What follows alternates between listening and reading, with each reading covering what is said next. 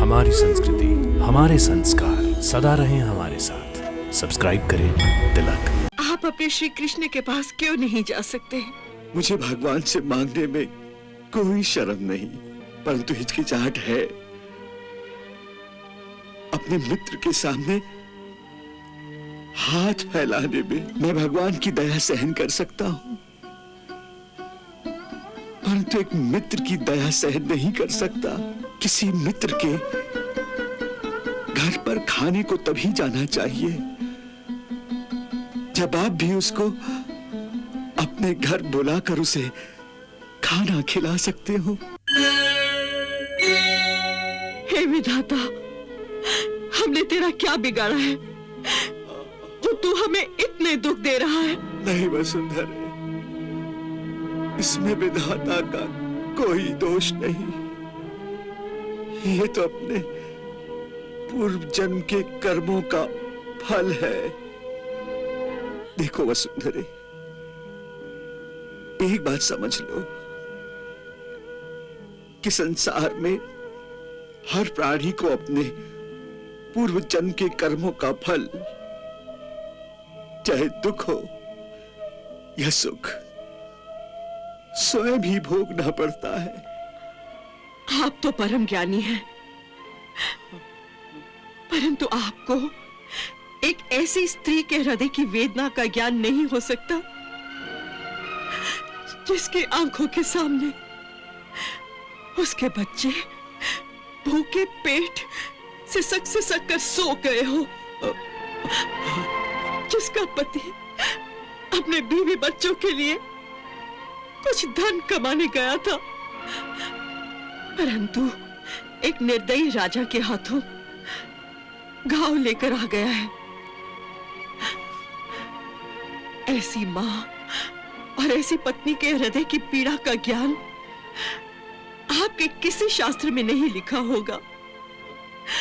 यह समझने के लिए आपको वो शास्त्र छोड़कर जीवन शास्त्र पढ़ना होगा। जीवन शास्त्र पढ़िए नाथ, और जो मैं कहती हूं उस पर विश्वास कीजिए।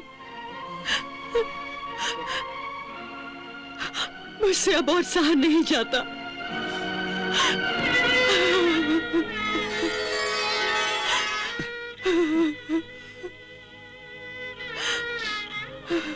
नहीं वसुंधरा, नहीं। अच्छा बताओ, तुम्हारा जीवन शास्त्र क्या कहता है? देखिए, जब आप मेरी खातिर एक भोग विलास से घिरे हुए राजा के पास जा सकते हैं, तो फिर मेरी ही खातिर आप अपने श्री कृष्ण के पास क्यों नहीं जा सकते? मुझे भगवान से मांगने में कोई शर्म नहीं, परंतु हिचकिचाहट है। अपने मित्र के सामने हाथ फैलाने में उससे एक पुरुष की मर्दानगी को चोट लगती है। इसलिए मैं एक मित्र के द्वार पर जाने से हिचकिचा रहा हूं। परंतु क्यों नाथ, आप उनके पास जाने से क्यों हिचकिचा रहे हैं? जिनका नाम लेकर सारा संसार जीता है, वो तो दीनों की सुध लेने वाले हैं, इसीलिए दीन दयाल कहलाते हैं।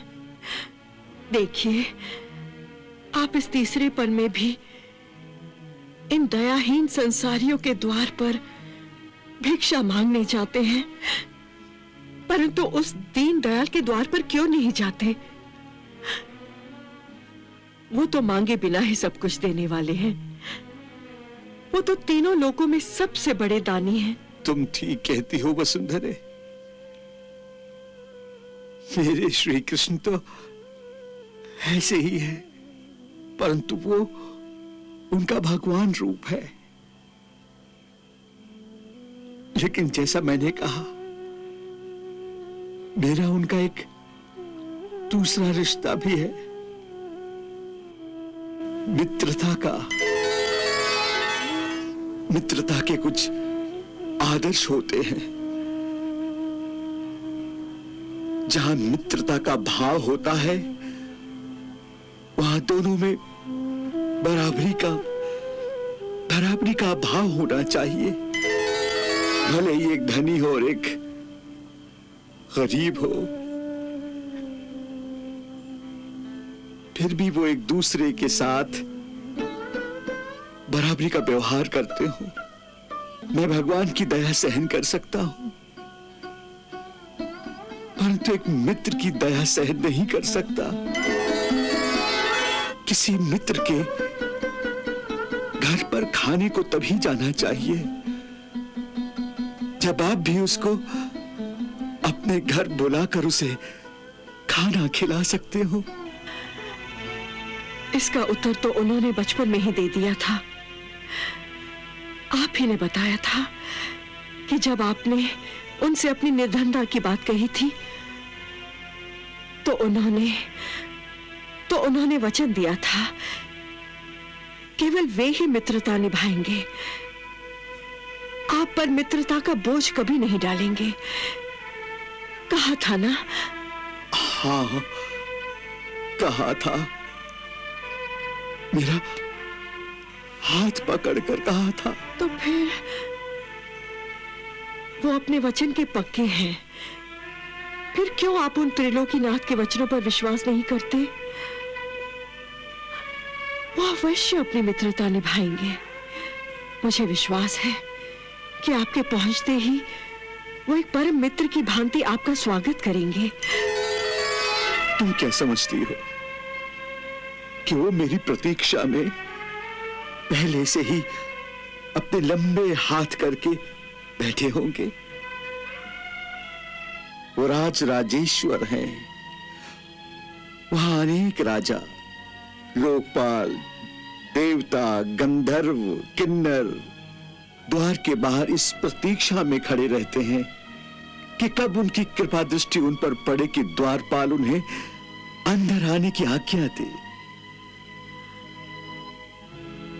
वहां तक मेरे जैसा फटे हाल दीन व्यक्ति कैसे पहुंच सकता है?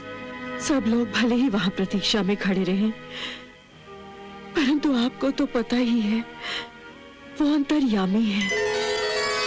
आपके पहुंचने पर वो स्वयं ही जान जाएंगे और सबसे पहले आपसे ही भेंट करेंगे।